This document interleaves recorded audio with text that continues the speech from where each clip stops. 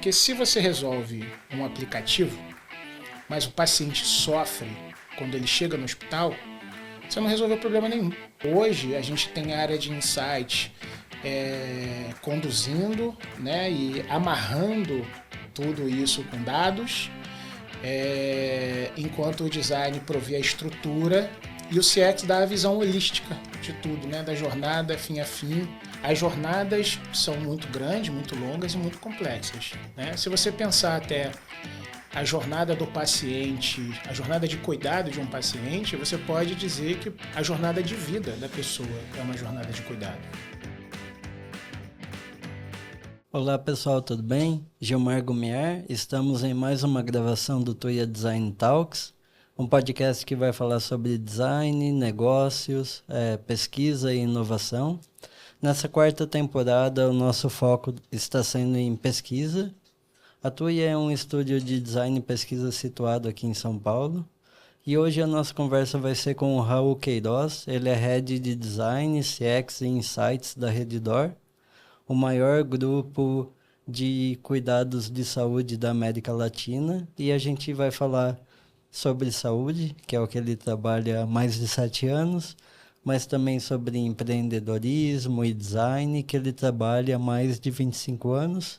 E uma curiosidade, uma ponte que ele está trabalhando hoje, que é a junção de CX e UX. Então, seja muito bem-vindo, Raul. Obrigado pelo espaço aí, pelo convite. É muito legal o que você está fazendo, muito legal o que você está fazendo para a comunidade, né? Trazendo esse conteúdo muito bacana. Então, é isso. Estou muito feliz de estar aqui contigo. Muito bom. Com certeza vamos gravar um episódio muito rico. Pô, se Deus quiser. Sim.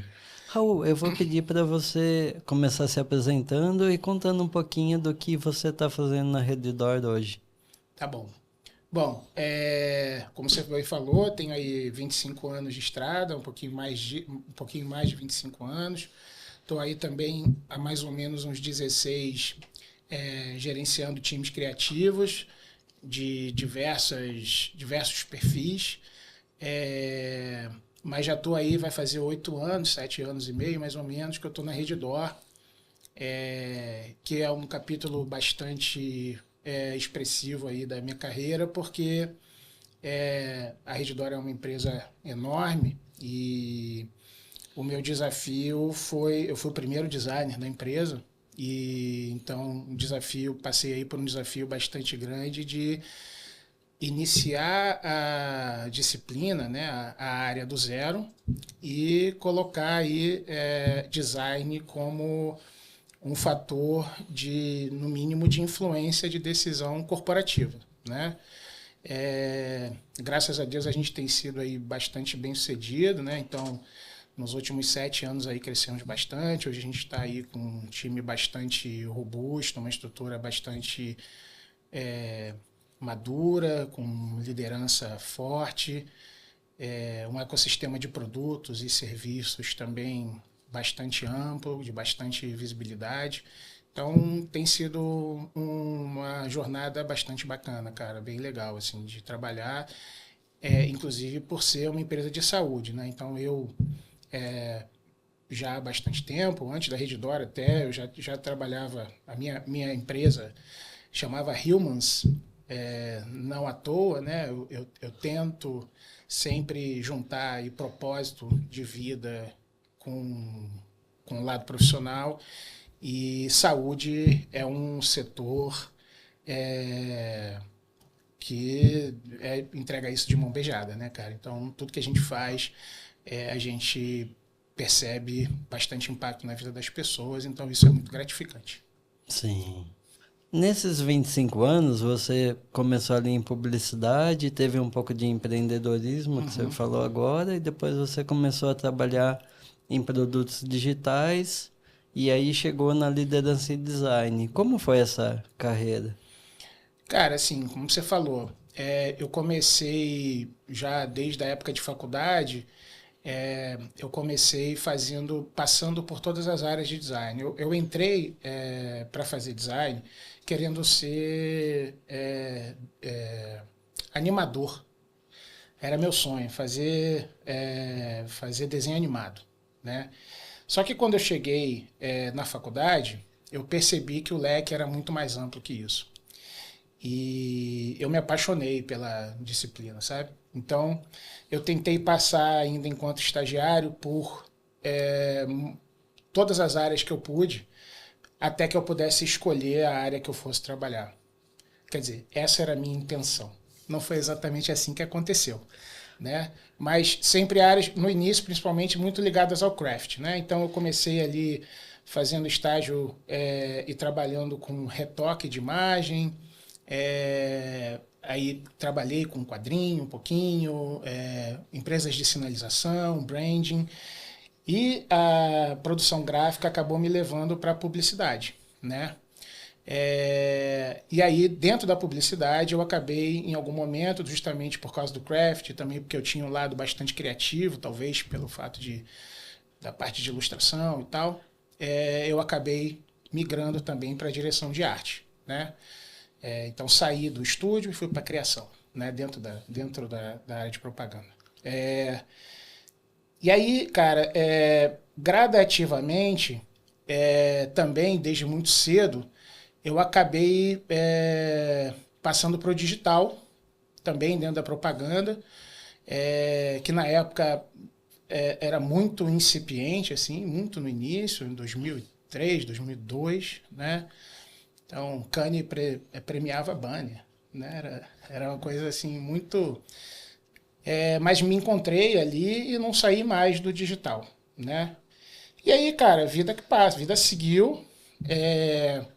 Gradativamente, eu fui passando ali a tentar entender melhor, à medida que a maturidade foi chegando, tentar entender melhor o porquê das coisas, né? E não só entregar uma solução bonita e criativa, mas também do porquê que a gente está fazendo aquilo, porquê daquela solução ter sido pedida e etc.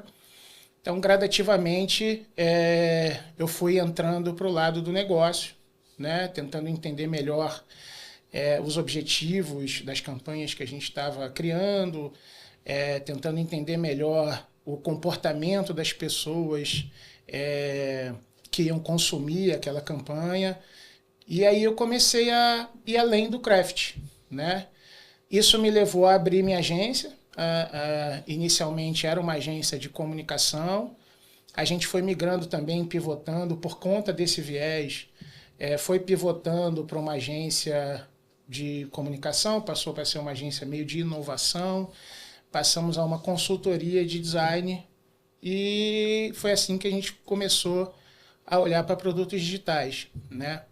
E aí, enquanto empresário, comecei a olhar mais ainda para a questão do business e para a responsabilidade do resultado, né? E produto digital, cara, foi prato cheio para unir todos esses aspectos das soluções, né? Então a gente olha assim para o craft, né? Eu acho o craft bastante importante, mas, cara, para mim design é sobre decisão, é sobre estratégia. Então o produto digital foi naquele momento, principalmente, um, digamos, um palco muito propício para unir tudo isso. E foi assim que que eu cheguei na Redditor e assim que eu vim me posicionando desde então. Muito legal. A gente teve trajetórias um pouco similares, porque também eu comecei muito do lado do design, acho que o que podia fazer, né? O que o design consegue fazer, né? Sim. Que você vai trabalhando. Comecei um design gráfico, mas aí vi internet e falei, pô, internet te dá muito mais possibilidade, né? Aham. E é muito mais é, evoluída, digamos, porque o digital ele tem um formato e raramente muda, né? E a Aham. internet sempre muda, sempre você tem que estudar, trabalhar. Uhum.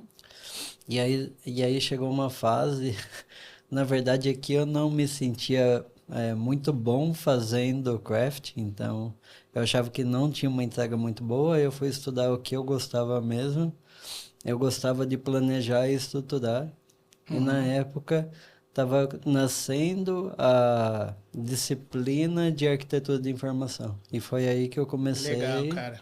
Muito legal. Isso tem 20 anos. Então. Tamo junto aí. Estamos mais ou menos na mesma.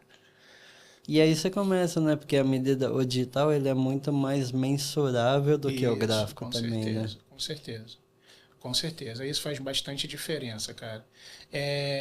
Na época foi um pouquinho do que me levou, assim, o que me apaixonou mesmo. Poder tentar entender o que fazer e por que fazer. E não só o fazer bem feito, sabe? Fazer bem feito, obviamente, condição sine qua non, né? Mas o que fazer e como fazer, por que fazer, eu acho que é o que nos diferencia de outras disciplinas. E é muito. E assim, isso você falou muito, né? Começou ali em agência, depois você criou a sua. A agência de publicidade em si não tinha muito isso. Mas quando você vai para produto digital na empresa, tem que ter um porquê, o quê, como, Isso, tem que dar o resultado, né? isso. Eu comecei esse movimento já dentro de agência, tá? Foi o que me levou a abrir a minha própria. Inclusive, a minha última experiência de agência, antes de abrir a minha, que foi na Binder, eu iniciei lá um núcleo de inovação, em que a gente criava produtos digitais para os clientes da casa, proativamente. Então, periodicamente, a gente se reunia, fazia um brainstorm, que é o padrão o método padrão da área de propaganda, né? Que é uma reunião não tão estruturada, não é como as facilitações que a gente costuma ver tanto na área de design, ela é bem mais livre, por assim dizer. Mas, cara, a gente criou muita coisa bacana lá. E alguns desses projetos me levaram a ter vontade de fazer mais disso do que campanha, sabe? E de lidar com campanha assim, a gente faz, entrega, tira da frente e parte para outra, Sim. né? E eu me apaixonei pelo iterar, né? Pelo fazer aquilo e melhorar e apertar o parafuso e ver aonde vai, por que vai, como é que as pessoas recebem, se comportam usando aquilo. E foi assim que eu acabei migrando de área, cara. Muito bom. E falando em migração, hoje você, na Redditor, hoje você lidera Design, CX e Insights. Como é conciliar essas três áreas, que podem parecer um pouco diferentes, no dia a dia? Cara, na verdade foi um movimento natural, né? Assim,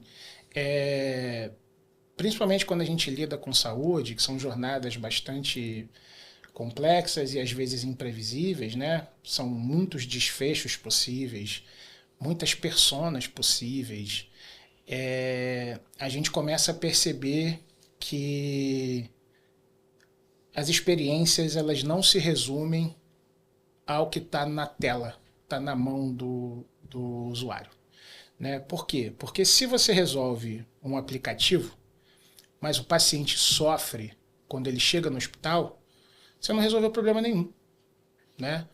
O jobs to be done daquele paciente não foi resolvido, porque o job dele não é usar o aplicativo, o job dele é ser bem tratado no hospital. Sim. Né? Então, foi natural a expansão de consciência, por assim dizer, né? E de trabalho colegiado. Então, na época, a gente começou como uma área de UX, especificamente olhando para jornadas digitais. A gente se aproximou bastante na época da área de experiência, qualidade percebida, que a gente chama na Redditor, que olha para ouvidoria, atendimento e processos hospitalares, então, e monitora esses processos. Então a gente olhava muito a jornada digital, eles olhando a jornada física, e a gente começou a trabalhar muito de forma colegiada, né? E isso foi totalmente natural que um dia, beleza, demorou aí um pouco mais de 7 anos, mas foi um movimento meio que natural, né? Foi uma evolução que foi construída ao longo desse tempo.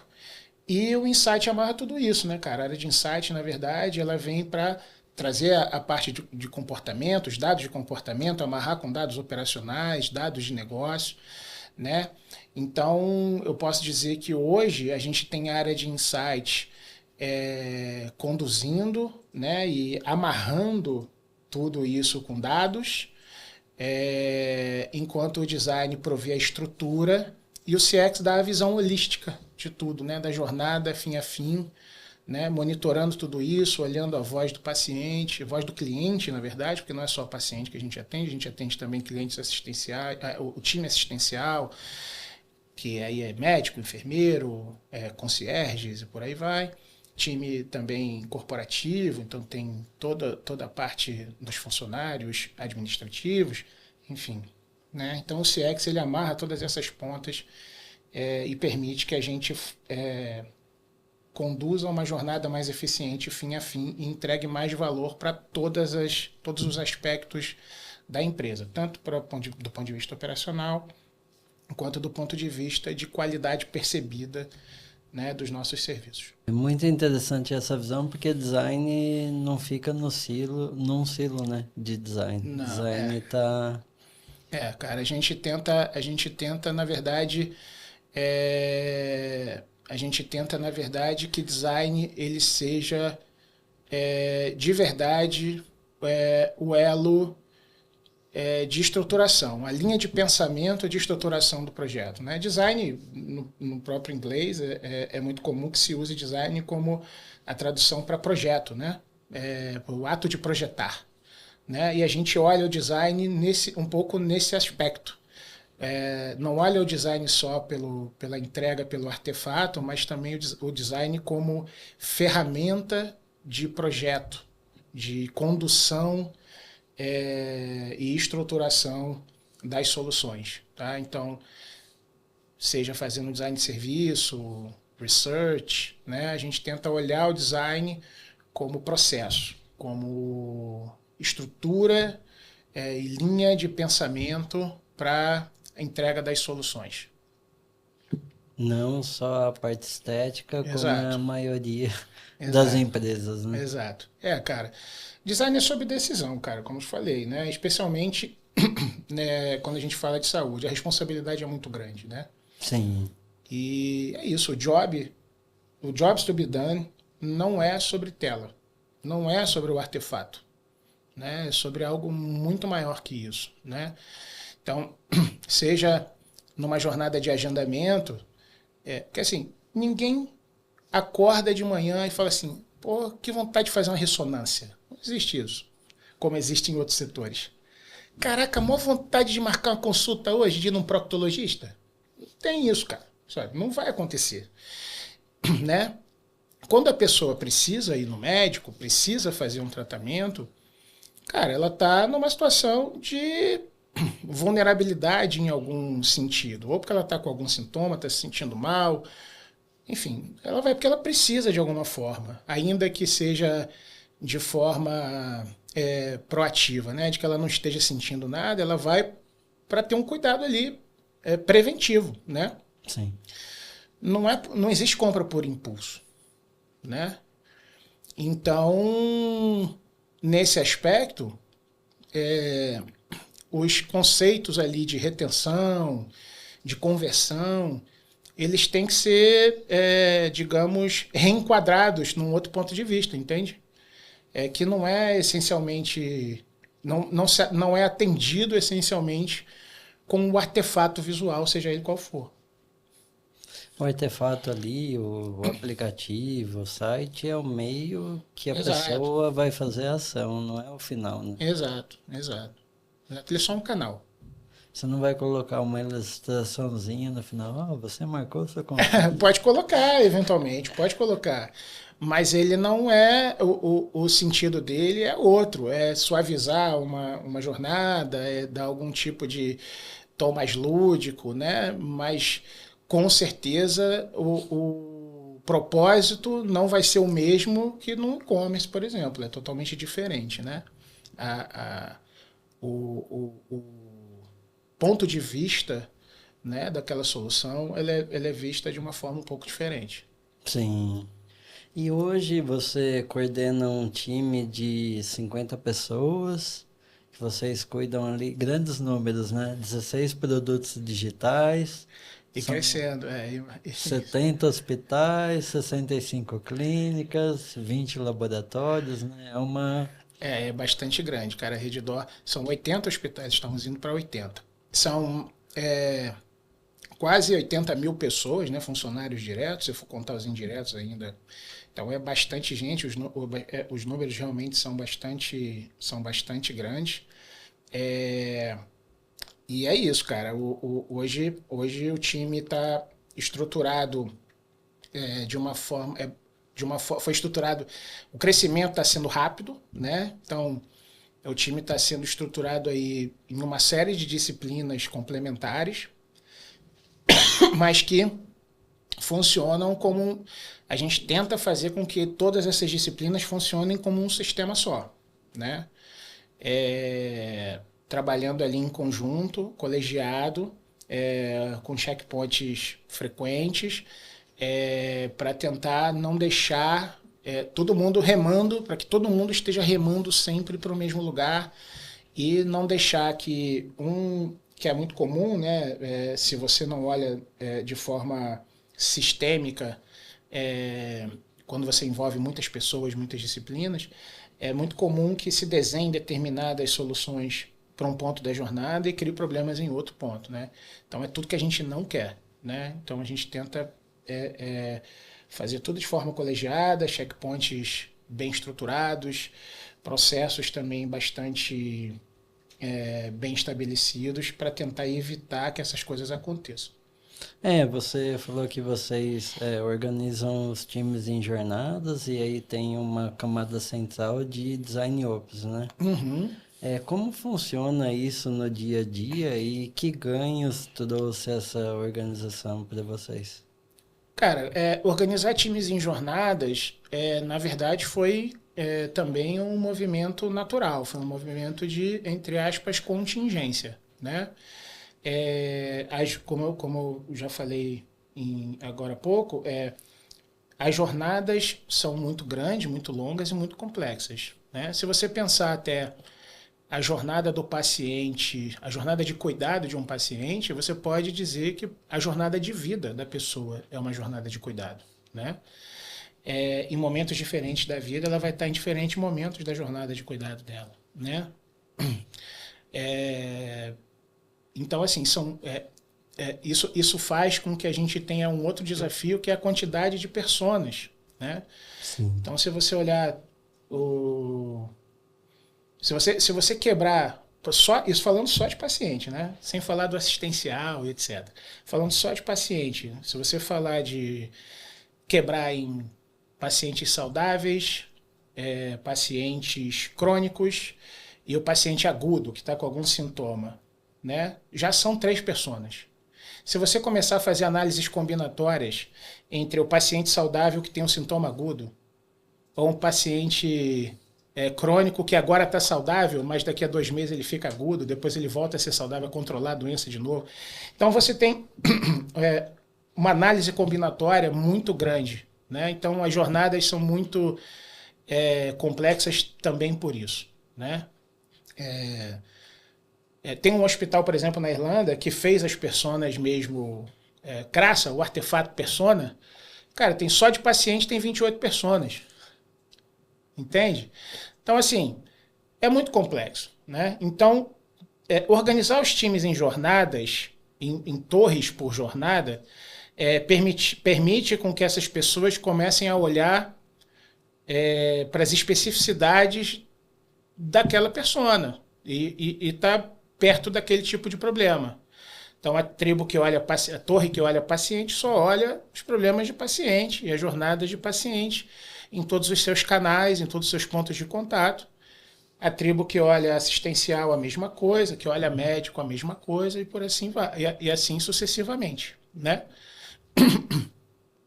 E o Design Ops entra para amarrar essa brincadeira toda e dar visão sistêmica e garantir, pavimentar o caminho que todo mundo vai seguir.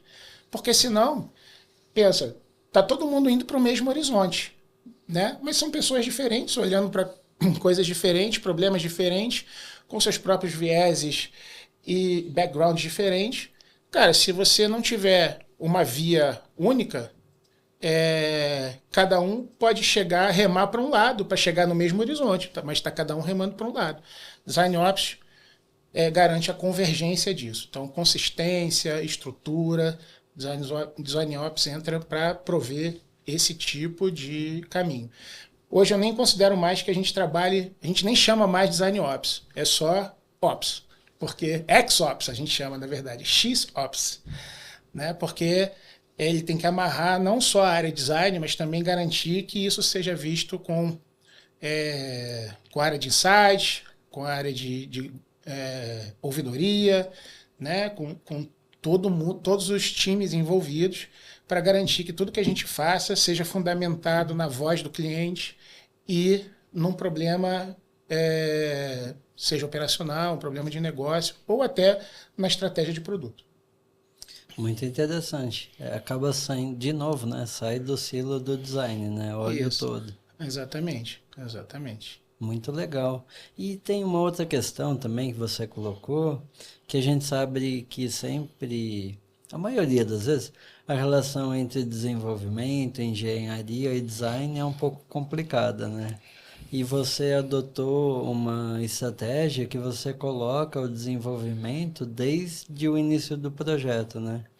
Como é essa estratégia? Como você faz isso no dia a dia? Cara, assim, também, de novo, são disciplinas, assim, vamos lá, conceitualmente, né? Para começar, nós somos designers, desenvolvedores, product managers, seja qual forem, trabalhando numa área médica. Nenhum de nós é médico, né? Então a gente tem que partir do pressuposto de que a gente não necessariamente sabe o que tem que sair e o que tem que ser feito no final, né?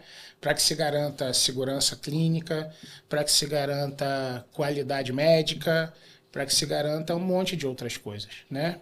Isso se aplica a todo o conceito, a tudo isso que eu estou falando. Então, tudo para a gente é condição sine qua non que as construções sejam colegiadas, né? Então, a gente busca, para mim, hoje, dentro da rede, e eu acredito até que, de forma geral, mesmo que não só na área de saúde, mas eu imagino que eu acredito aí pessoalmente que, seja qual for a área, negócio, ou seja, seja product managers ou outros analistas de negócio de outros setores, desenvolvimento e design são inseparáveis desde o início, né? Então, isso garante com que a gente trabalhe de forma, olhando já desde o início para a arquitetura corporativa, para as necessidades e condições regulatórias, enfim, e consiga amarrar tudo isso desde o início, estabelecendo premissas do projeto que nos evitem retrabalho e idas e vindas mesmo. E aí, mais uma vez, design, nesse aspecto, ele vem para tornar essas amarras produtivas, né? Essas amarras, tornar isso a melhor solução possível dentro das condições e das restrições que o negócio nos impõe, né? Se você não fizer isso desde o início, isso não vai ser possível, né? Então a gente também tenta fazer da mesma forma, checkpoints o tempo inteiro, periódicos, desde o início, as premissas são construídas do projeto, desde o início, são construídas juntas.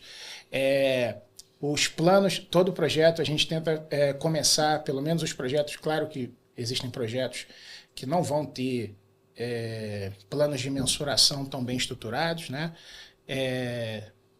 mas a gente tenta fazer com que todo projeto, desde o início, seja um projeto, uma nova funcionalidade, ou um projeto mesmo, um estudo, um mapeamento, ele já saia com premissas e planos de mensuração bem estruturados. Então, está todo mundo sentado na mesa, todo mundo conhece os seus trade-offs, né? E isso permite que a gente tenha um caminho mais seguro para seguir e saia do outro lado de uma forma mais rápida, mais assertiva e previsível, principalmente. Né? Muito legal. Eu também acredito nisso. Tipo, a gente aplica em todos os projetos da Tuya. Nossa visão é mais a Tuya como consultoria e o cliente, mas a gente sempre pensa o projeto a 4, 6, 8 mãos, se tiver outros parceiros. Porque eu sempre acredito que a Tuya tem uma visão de consultoria e uma visão mais abrangente, né? Porque trabalhou com vários tipos de cliente, mas o cliente entende o negócio dele e o nicho dele, né? E para você ter um projeto mais assertivo, é legal você juntar essas duas visões. Né? Cara. 2 cabeças, 3 cabeças, vão pensar melhor que uma, cara. É premissa básica, né, cara? Então, se tem gente competente do outro lado, por que não trazer para o jogo desde o início, né, cara? Claro, isso não é possível fazer em todas as circunstâncias, existem projetos que saem de forma mais desestruturada, existem projetos mais estruturados, mas a gente tenta com que os projetos-chave, os projetos principais, né, sigam uma estrutura colegiada da melhor forma possível, né? Sim. E você também tem uma lógica bem forte de dados e operações, até utiliza o Lean Six Sigma, né? Como você equilibra utilizar o Lean Six Sigma, que é mais estruturado, é mais voltado para a fábrica, manufatura, com os processos criativos do design? Cara, assim, existe um mito, quer dizer, eu considero um mito, de que processo amarra a criatividade, né? Eu considero justamente o inverso, né? Eu acho que processo tira ruído e libera a pessoa para pensar exclusivamente no trabalho, no problema e na melhor solução para ele. Você não precisa se preocupar com o entorno, com ruído de comunicação. Você não precisa pensar no que fazer, como fazer. Está tudo estabelecido. Em que ordem, em que tempo. Você só precisa pensar na melhor entrega, seja ela qual for. Né? Nesse aspecto, como a gente trabalha com muitas disciplinas envolvidas, o Lean trouxe para a gente uma flexibilidade muito legal, porque ela consegue, é uma disciplina que eu consigo controlar, é um processo que eu consigo controlar outros processos, né? Então, tem lá aquela premissa básica, né, do Lean Six Sigma, que é o definir, mensurar, analisar e controlar, né? Tudo isso permite com que eu faça e detecte desvios padrão muito rápido, seja qual for a disciplina que eu esteja trabalhando, e seja qual for o processo que eu esteja trabalhando, seja qual for o entregável que vai sair no final, né? Então, foi uma escolha que se mostrou no decorrer do tempo aí bastante feliz para a gente, né? Foi bastante eficaz. E a gente consegue controlar e detectar desvios padrões muito rápido, a gente consegue ter gatilhos de crescimento muito bem estabelecidos e objetivos, baseados em métricas também muito bem definidas, e isso nos dá clareza e também nos ajuda, inclusive, de novo, a influenciar a decisão, porque a gente não trabalha com achismo. Quando eu levo um pedido de contratação, não é sobre eu acho que precisa. Não, é sobre o lead time do time da Torre X, tá a tantos sprints abaixo da média. Lead time é o tempo de entrega, né? tá a X sprints abaixo da média, então para equalizar eu preciso de mais um, mais dois, mais três recursos para voltar ao pace original, ao tempo de entrega original. Então, cara, eu não discuto sobre achismo ou sobre opinião, eu discuto sobre evidência. Né? Então, ter um processo estruturado e usar métodos Fabris nos ajudou nesse aspecto. Né? Muito interessante. Porque geralmente o design tem muito aquele lado criativo e é muito legal. Na TUI a gente também é simpatizante de processo. A gente tem processos detalhados para cada tipo de serviço que a gente entrega. Legal. Os templates, os Legal. padrões. Não quer dizer que está em pedra, que não vai Óbvio. ser mudado. Então, tipo, cada projeto, no final a gente tem ali as lições aprendidas Claro. que vão melhorar. Agora a gente está mudando tudo por causa de IA, né? É. Mas, cara, ele é o norte, porque assim, quando chega alguém no time, como vocês fazem? É isso, cara. Tem isso aqui. Então, você tem ali, é o caminho, cara. Você tem aqui o meio-fio do lado de cá, o meio-fio do lado de lá. Pô, eventualmente você vai subir o meio-fio? Vai, né? Mas você tem o caminho ali, a rua para seguir, cara. Você tem ali. E aí você não precisa se preocupar tanto. Eu acho que essa coisa, designer é mais criativo. Cara, então seja criativo com o que você tem que ser criativo, que é com a melhor entrega, é a melhor solução. Usa essa criatividade para resolver o problema da melhor forma possível. Pensa no problema. Vai trabalhar em design. Não vai trabalhar tendo que fazer alinhamento, puxando não sei o quê, puxando reunião para fazer alinhamento com outros times. Não, cara, se preocupa em fazer design. Entendeu? O processo serve para isso. Então, na verdade, eu considero que o processo alavanca a criatividade e não o inverso.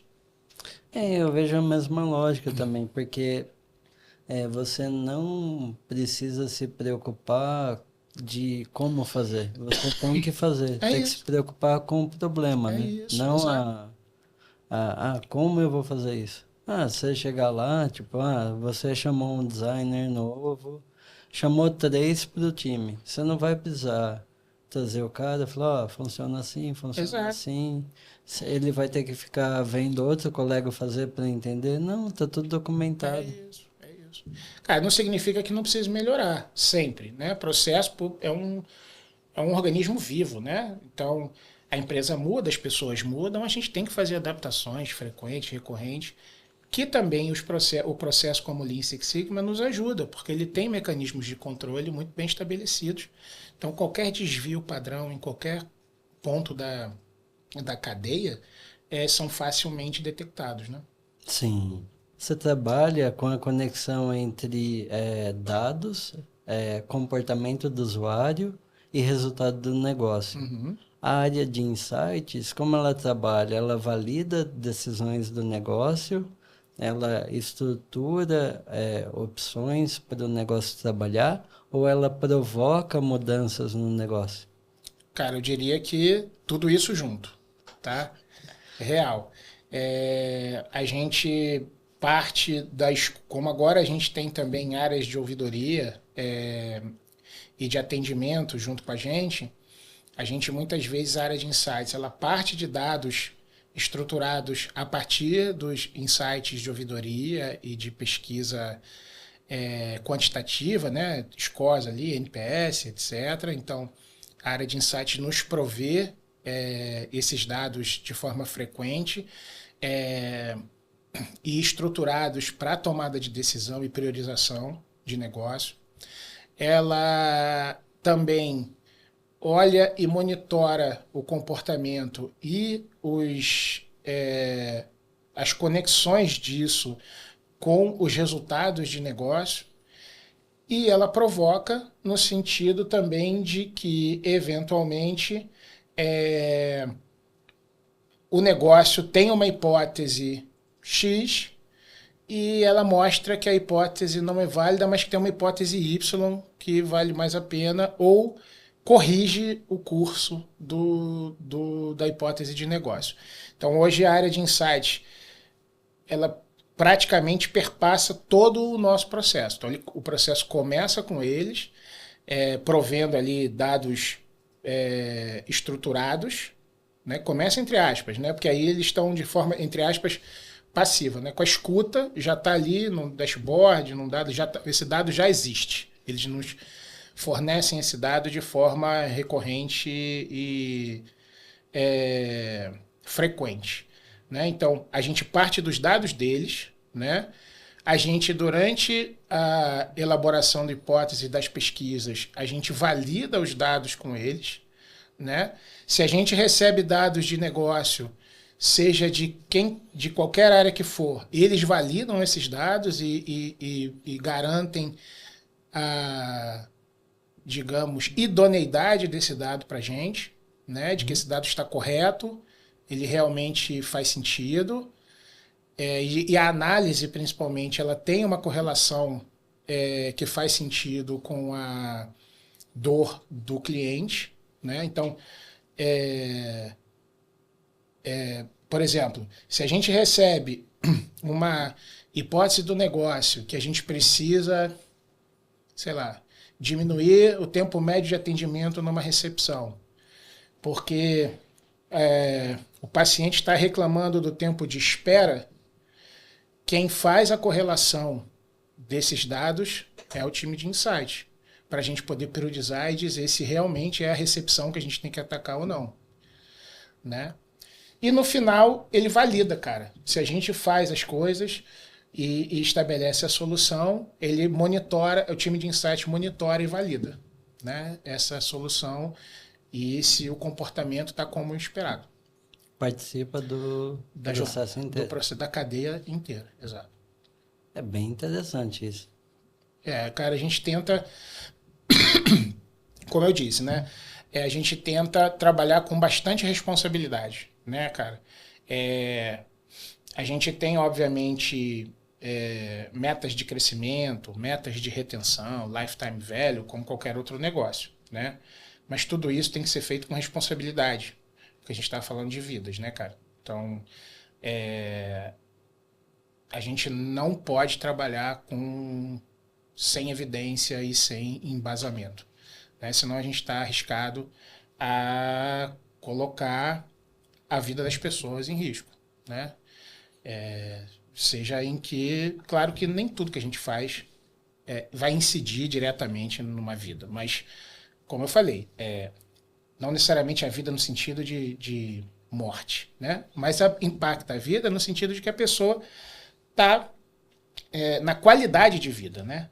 No sentido de que a pessoa está ali não porque ela quer, mas porque ela precisa, né? Então, qualquer coisa que a gente fizer, por mínimo que seja, tem que diminuir a fricção daquele atendimento para que ela seja se preocupe exclusivamente com o cuidado, né? Então, a gente tenta construir tudo baseado em evidência, cara, para poder garantir que esse impacto seja real, entende? Para que tenha um atendimento Isso. na hora que precisa, do jeito que precisa. Exato. Com a qualidade que precisa e com a segurança que precisa, né? Tanto para o paciente, quanto para o médico, quanto para o time assistencial, para o time administrativo, né? Todo mundo tem que trabalhar da melhor forma possível para que toda a cadeia proveja o melhor cuidado que possa ser dado a um paciente. Sim. A gente, estou relembrando agora, a gente trabalhou no projeto de um novo portal para uma grande rede aqui hospitalar de São Paulo. E foi muito legal a visão da mulher do marketing, porque ela era muito distoante do conceito geral, porque ela tinha uma visão de hospital como hotelaria. Só que ela falava, é um hotel que ninguém quer ficar. Tipo, a pessoa quer ir, mas o atendimento que você recebe quando você vai é muito similar a um hotel, né? Isso, exato. Mas é mesmo, é bem por aí. Então hoje, por exemplo, se você vai numa unidade Star, cara, o cozinheiro do restaurante é um chefe Michelin, né? É hotel, é um hotel, né? Não deixa de ser. Mas é um hotel em que você se hospeda sem querer. Você não quer ficar lá, né? Exatamente como eu disse. Cara, ninguém vai fazer uma cirurgia porque... que maior vontade de fazer uma cirurgia hoje, sabe? De alguém abrir meu peito. Não, cara, não existe isso, cara.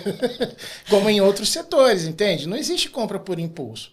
Nós somos os únicos... Eu costumo dizer, até para o meu time, nós somos o único setor em que literalmente todo mundo é cliente e ninguém quer ser cliente. E ao mesmo tempo ninguém quer ser cliente, né? Porque todo mundo, cara, pobre, rico, pequeno, grande, baixo, idoso, jovem, saudável, criança, todo mundo vai precisar de cuidados médicos em algum momento da sua vida, né? E ao mesmo tempo ninguém quer precisar desses cuidados, né, cara? Então, cara, quando você está no atendimento, esse atendimento ele tem que ser o mais fluido e o mais, digamos, na verdade não é o mais prazeroso, é o menos desprazeroso possível, né, cara? Então ele tem que ser o mais tranquilo, o mais fluido possível para você sair dali, cara, com a saúde legal, com a cabeça legal. Até a gente estava falando antes aqui da gravação, né, sobre a questão mental, a influência da mente e da disposição mental e emocional da pessoa quando ela está doente, né, cara? Isso reflete diretamente no atendimento, cara. Se você... o cara já está ali contra a vontade, o cara está sentindo dor. Ou ele está com um parente sentindo dor, sei lá. Cara, é uma situação de vulnerabilidade emocional grande. Se ele ainda tem que se preocupar em esperar ou em fazer preencher uma burocracia muito sinistra, muito grande, cara, na verdade você só está piorando as condições dele, né? Se ele espera muito, dependendo do caso, o cara pode ter uma depreciação clínica enquanto ele está esperando, sabe? Então, por isso que existem protocolos, dependendo lá quando você vai, não sei se você já reparou, quando você entra no hospital, lá quando você vai tirar a senha, tem lá se você está com dor no peito, se você... Por quê? Porque tem casos que você não pode esperar nada, cara. Você não pode. Se você esperar, você está em risco de vida, né? Sim. Então, cara, imagina, você chega ali, às vezes você não sabe que está com esse risco todo, se eu te coloco para esperar, você senta lá, você começa a piorar, cara, você vai começando a ficar incomodado, nervoso, e aquilo vai piorando o seu estado, você começa a ter, às vezes, um aumento de pressão porque você está nervoso e não sabe? E aquilo impacta a sua condição clínica também. Então vira um círculo, um círculo vicioso ali, né? Que não ajuda ninguém, cara. Então o que a gente precisa é liberar esse novelo, né? É deixar isso uma linha fluida, contínua, para o cara só ir lá fazer o que tem que ser feito da melhor forma possível, da forma mais agradável e tranquila que ele possa ter e ter o melhor desfecho possível. Né? A gente espera que não tenha nada parecido com óbito ou nada parecido, né? Então é isso. Essa é a nossa missão, cara. Sim. E hoje você tem um sistema de acompanhamento que ele combina ali experiência do usuário com métricas de negócio, que é o X-Scorecard. Isso. Como funciona esse sistema no dia a dia e como ele impacta a priorização das decisões? Então, eu acho que ele esse conceito ele é um pouco complementar ao que eu acabei de falar, né? Então, a gente hoje monitora as nossas soluções e as jornadas em 3 camadas, né? Então, a gente tem a camada, obviamente, de experiência. Então, a gente monitora ali com scores, ou seja, um NPS, um CSAT, um SES, eventualmente um SUS, dependendo da solução. Essa camada de dados que nos provê uma interposição que nos permite validar determinados aspectos do negócio, e aí esse aspecto de negócio que eu estou falando é mais de produto, né? Então, lifetime value, conversão e por aí vai. E a gente também olha para dados operacionais Então, sei lá, um tempo médio de atendimento, qualidade do release, coisas desse tipo. E aí cada solução sai com um plano de mensuração que diz respeito àquele tipo de solução. Então, se a gente está trabalhando num serviço mais físico, sei lá, da recepção, um tempo médio de atendimento vai ser, junto com o NPS, eventualmente uma retenção naquela etapa de recepção, tudo isso junto dá um score de experiência, né, que valida o sucesso ou não daquela solução que a gente desenhou, né? Se é uma solução digital, de repente a qualidade do release, tem outros, aí cada solução que a gente faz, cada desenho, cada projeto, já sai com um plano de mensuração estruturado desde o início, balizado a partir das premissas que eu falei anteriormente, né? Então, tudo estruturado para que tudo seja baseado em dados e em evidência. Muito bom, parabéns. Obrigado, cara. Tem muita coisa a melhorar, isso não funciona, como eu falei. Tem iniciativas que funcionam melhores do que outras, nem tudo é by the book, obviamente, né? Como a gente falou, às vezes a gente tem que subir na calçada e não fazer determinado pedaço, etc. Mas a gente tenta, se esforça bastante para fazer isso o máximo possível e para todas as soluções que forem possíveis, né? Obviamente, sei lá, a gente não só questões do próprio negócio, né? Que é o mais comum, top-down, acontece também, natural, mas eventualmente pode estourar uma pandemia. Então acaba com tudo isso. Né? E a gente tem que botar solução na rua sem todas essas questões. Ou uma epidemia de gripe ou alguma coisa. Então a gente tenta fazer isso, a gente se esforça para fazer isso, mas naturalmente no mundo real nem sempre isso é possível. Né? Muito bom. Mas é legal saber que tem todo esse arcabouço, né, por Sim. trás. Porque aí até ligado a isso, né, a gente sabe que no setor de saúde, tudo que vocês fazem tem um grande impacto na vida das pessoas, como a gente colocou, né? Como essa responsabilidade molda a forma como vocês fazem pesquisa e tomam decisões de produto no dia a dia? Então, a gente também, acho que tudo isso se aplica também à parte de pesquisa. Então, hoje, quando a gente tem pesquisas que a gente faz de forma recorrente, principalmente as pesquisas quantitativas, essas pesquisas, principalmente as dos scores, né? Então, hoje, as nossas jornadas físicas, todas pós-atendimento, qualquer atendimento, você recebe uma pesquisa para responder. Né? Isso é um aspecto da pesquisa. Né? As pesquisas mesmo de campo, qualitativas, elas costumam ser orientadas por dores desse tipo de dado, primeiro. Ou de dado de ouvidoria. A gente subiu bastante a reclamação de ouvidoria num processo XYZ. Então, o time de pesquisa vai a campo olhar o porquê que aquilo está acontecendo, né?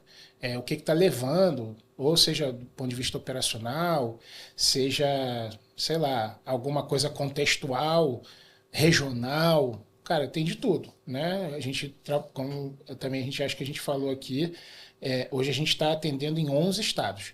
Então, eventualmente, o que acontece no Sudeste não se aplica à região Nordeste, né? Então, eventualmente, a gente tem algum dado quantitativo que nos diz o que está acontecendo e parte dele para dados qualitativos. E aí, cara, o time de pesquisa tem liberdade para usar o método que seja mais apropriado, né, em campo.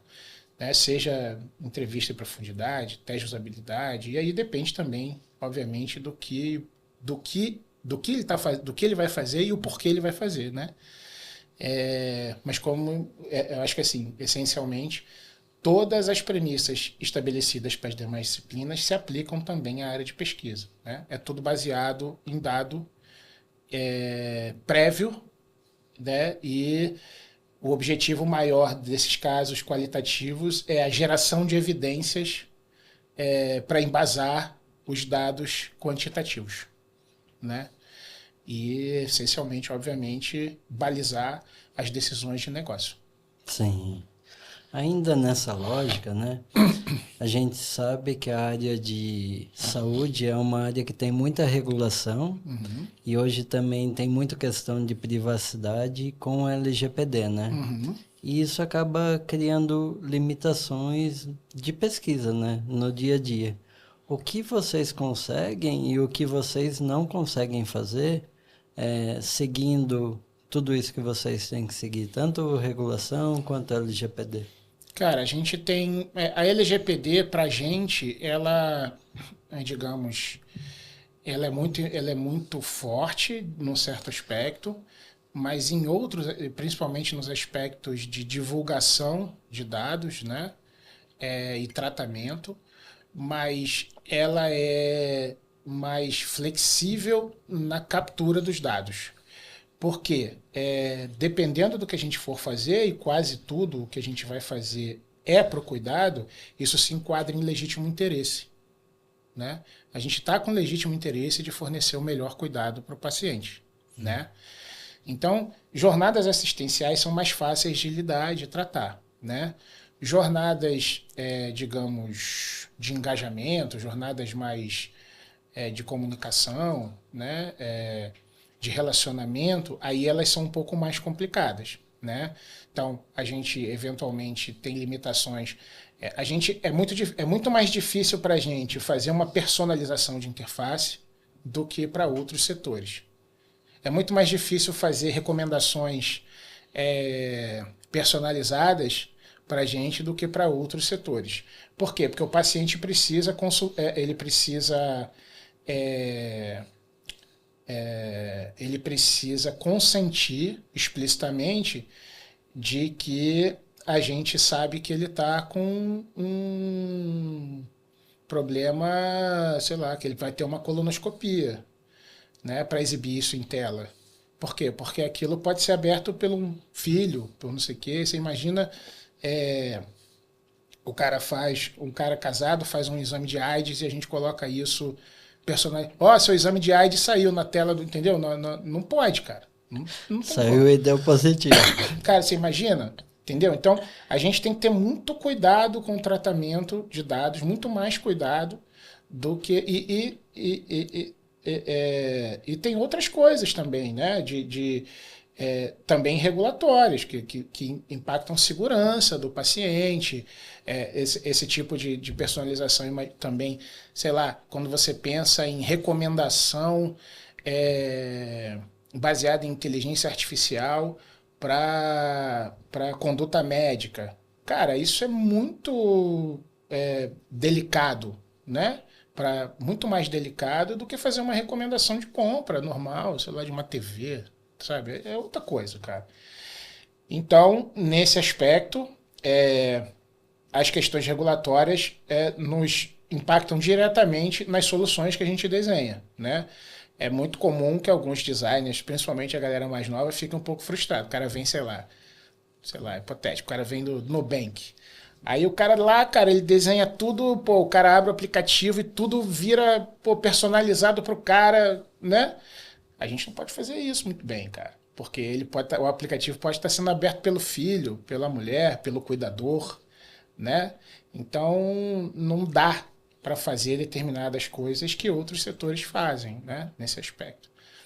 Mas em outros aspectos também é legal porque desafia a gente o tempo inteiro, né? Muito difícil para a gente, que aí é uma coisa legal também, que é muito difícil alguém chegar, esse mesmo garoto que chega, sei lá, do Nubank, não vai conseguir aplicar a mesma solução que ele deu no Nubank numa solução para a gente, entendeu?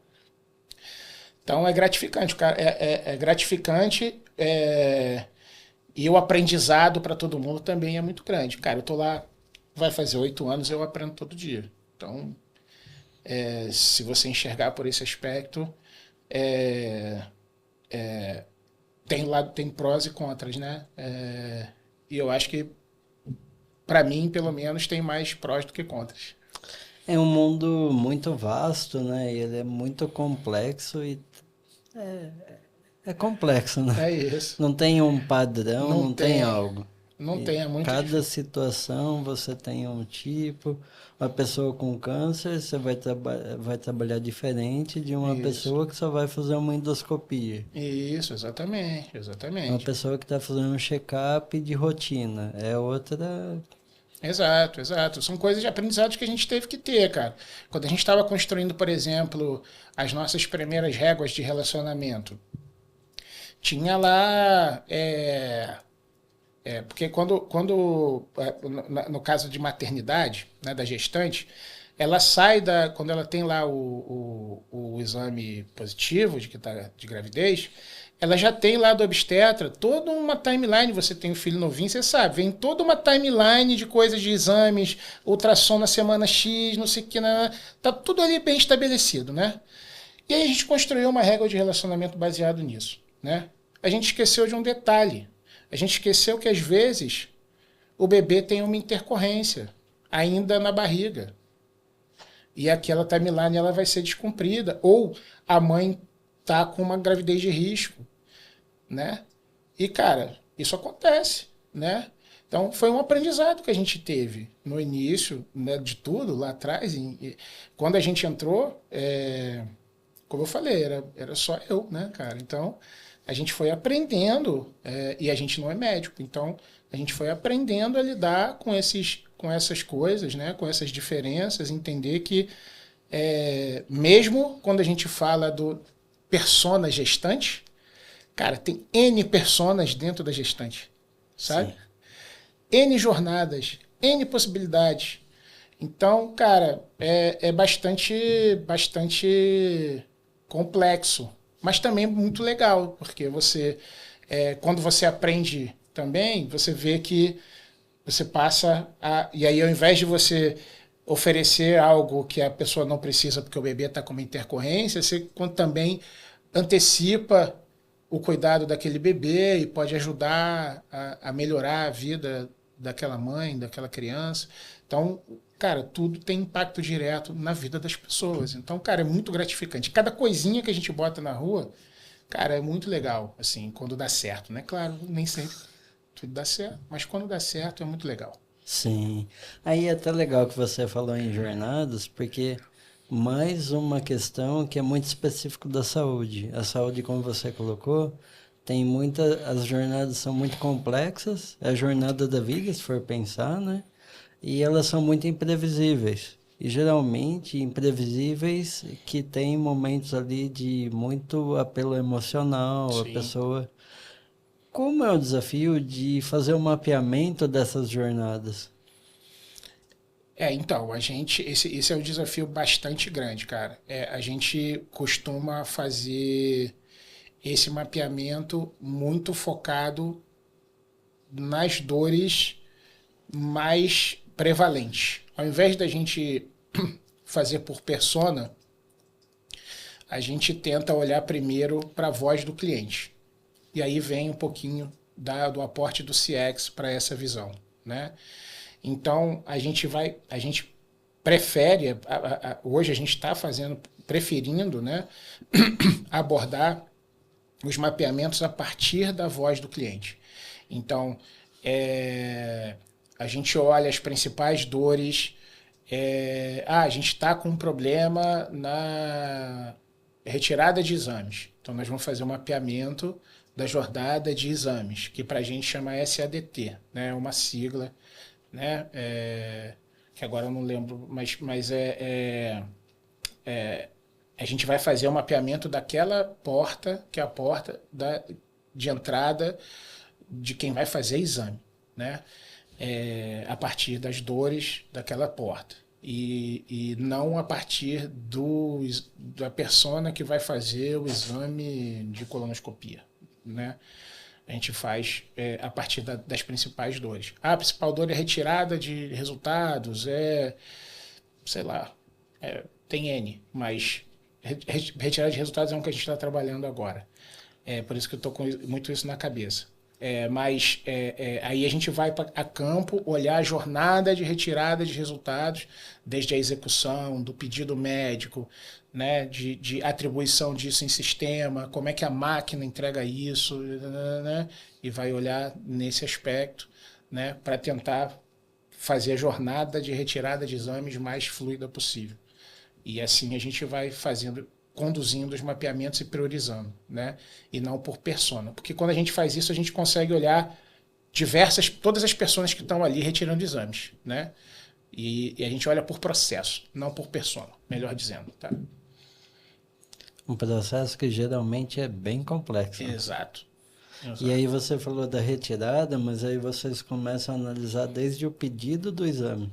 Isso, desde o pedido, o agendamento, a execução, aí a retirada do exame em papel ou digital, né, a entrega desse resultado e a observação desse resultado para o médico, pelo médico, até chegar ao médico, né? Porque o médico tem que receber esse exame, não é só o paciente, né? Então, como é que ele vai ver? Ele vai ver num aplicativo, ele vai ver, o paciente vai precisar compartilhar com ele, não vai? O paciente vai levar a pastinha de papel debaixo do braço. Tudo isso a gente está olhando, entendeu? E isso é muito complexo, né? Bastante.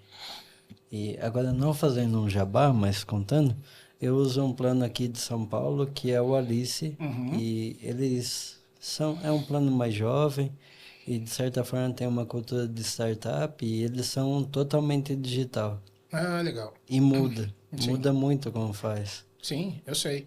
Eles também se baseiam numa premissa, até onde eu sei, pelo menos, que é uma premissa de atenção primária, Sim, né? Que é diferente dos nossos hospitais, né? Os nossos hospitais, eles são hospitais gerais, né? Então, óbvio, nós temos no nosso corpo clínico médicos de família, né? Mas não só. Tem toda a sorte de especialidades ali para atendimento dos pacientes, sejam em que jornada eles estiverem, inclusive os de atenção primária, né? Mas não só. A gente é provedor de serviço de saúde, né? A gente sim. não é o executor. Um plano de saúde. Exato, exato. Mas é bem legal, assim, porque antes eu tinha um outro, que aí, vou citar o nome, ele era muito analógico. E Aham. o app ele atendia uma parte só, e era muito ruim, porque você não sabia se tinha que ir por telefone no app, às vezes tinha que ir presencial. Esse não, é só o app. E Uhum. você consegue resolver tudo ali. É que também eu trabalho com tecnologia, tem todo viés, né? Mas fica tudo mais fluido e mais claro, sabe? Sim, sim, eu acredito que sim. Mas é um desafio para a gente também, cara. Como a gente tem uma granularidade, né, uma capilaridade muito grande, a gente tem que prover todos os canais. Tem hoje clientes que preferem falar por telefone, não tem jeito.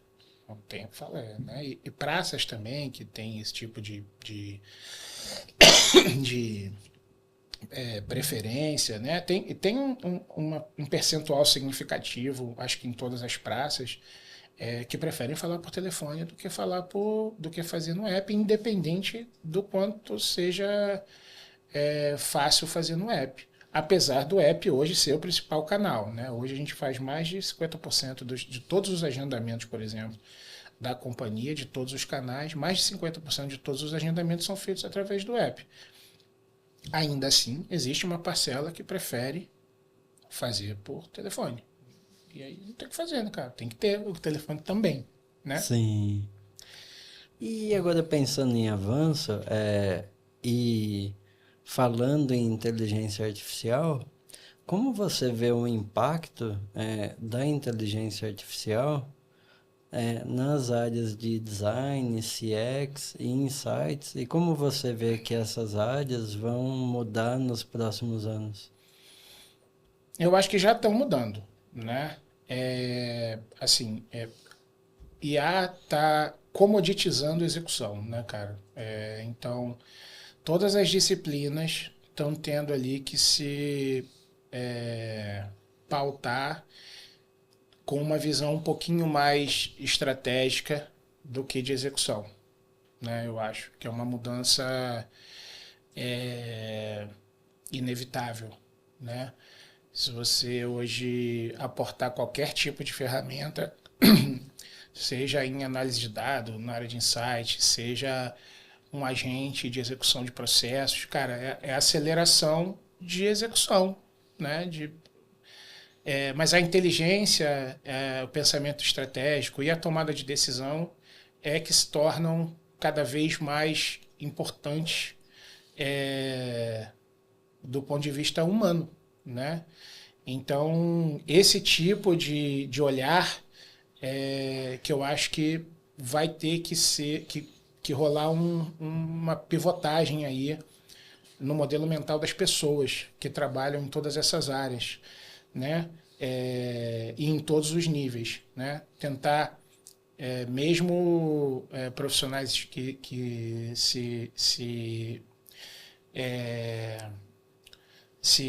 esforçam para continuar especialistas, né, vão ter que repensar ou se reposicionar como podendo continuar como especialistas, mas num viés mais estratégico, mais de tomada de decisão e menos de execução operacional, né? Eu acho que esse vai ser o grande diferencial e o grande aporte, pelo menos a curto prazo, da IA, né? Que eu acho que hoje é um desafio, principalmente para a área de CX e a área de insight. Eu percebo que já tem um pensamento um pouco mais estratégico naturalmente pela formação e etc. O designer, ele é formado para ser artista, né, cara? Esse cara tem mais dificuldade, mas é inevitável, cara. Esse cara ele vai ter que mudar o modelo mental dele. Por isso eu acho também que a questão de a abordagem para a geração de conteúdo baseada em negócio, baseada em estratégia, né, nas disciplinas de design, tem sido tão quentes, né? Estamos aqui falando sobre isso, tem outros podcasts, artigos, né, falando bastante sobre isso. Acho que vem muito desse aporte que a IA está trazendo, né? Acho que é uma maturidade inevitável que a gente vai ter que atingir, como disciplina, como comunidade, né? Eu vejo ela mais como assistente mesmo, para te dar mais velocidade, atividade braçal repetitiva, É ela isso, pode fazer execução, cara. por você. Agora, o pensamento mesmo o prompt ali que você vai pensar, que você vai pedir, é você, não é ela, né? Exato, exato. E até o repertório que você tem, né? Com certeza. Ele vai te ajudar a fazer um prompt melhor e vai te ajudar a saber se o que ela entregou é verdade ou não, né? Com certeza.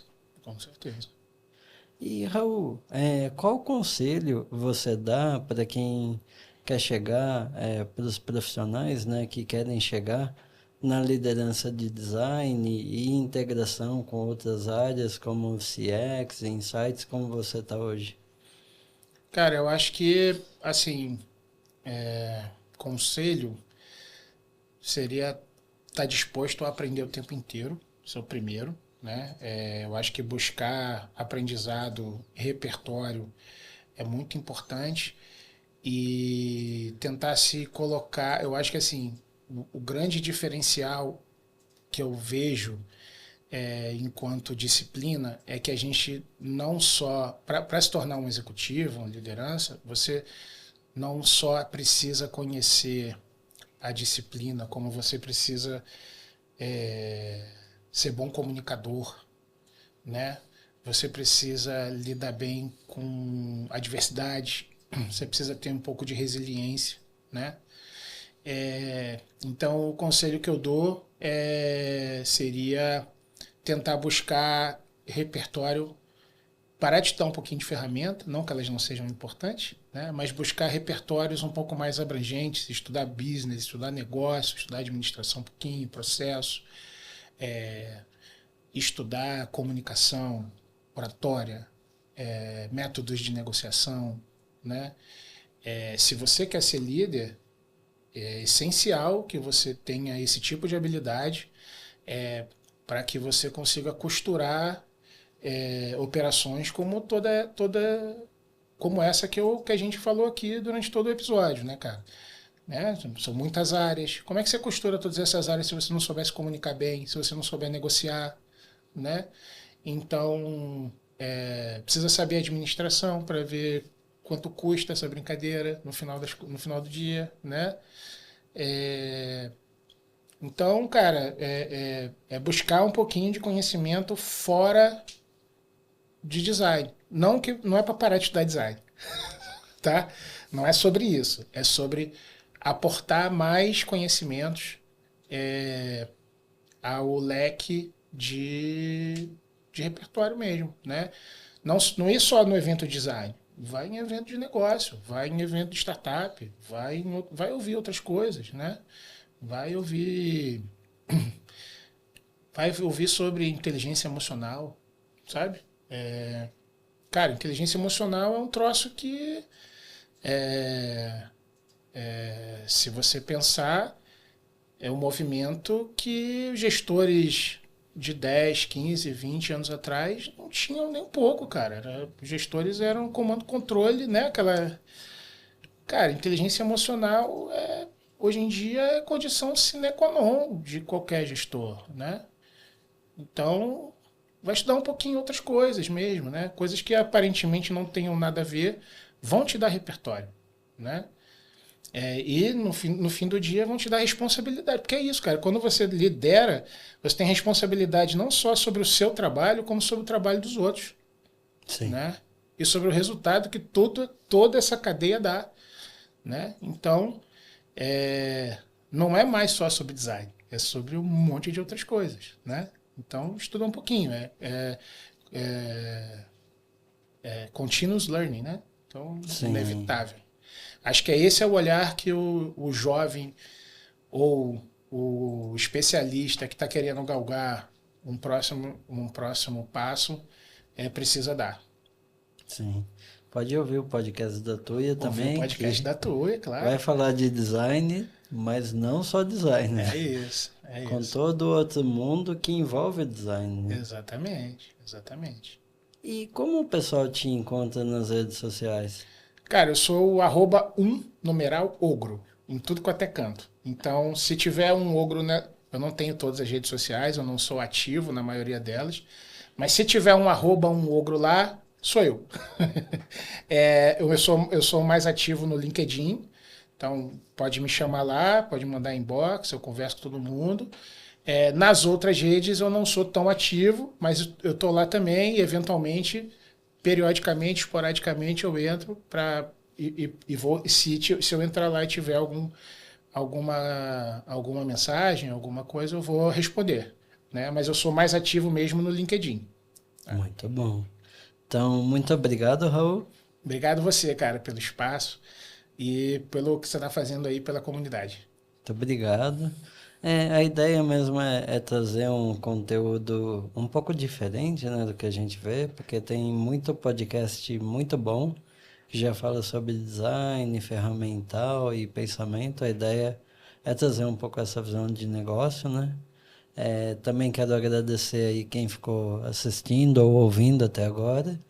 Para quem quiser acompanhar o podcast, então é só seguir o podcast no Spotify, no YouTube, no Deezer e as plataformas de podcast. E também a Tuya nas redes sociais, é o @tuya.design. E quem quiser conhecer também o trabalho da Tuya, os nossos projetos, é só acessar o nosso site, tuya.design. Então, obrigado e até o próximo episódio.